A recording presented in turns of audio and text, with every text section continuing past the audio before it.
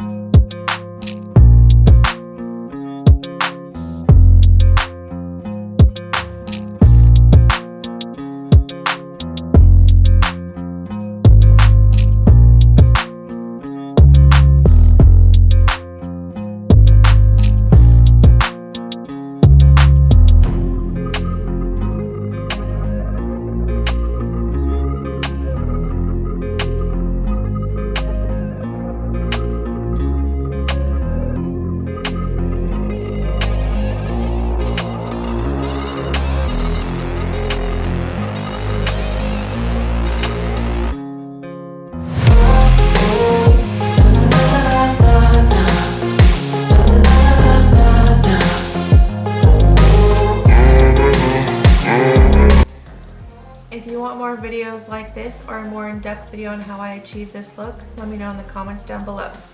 Don't forget to like, comment, and subscribe. Thanks for watching.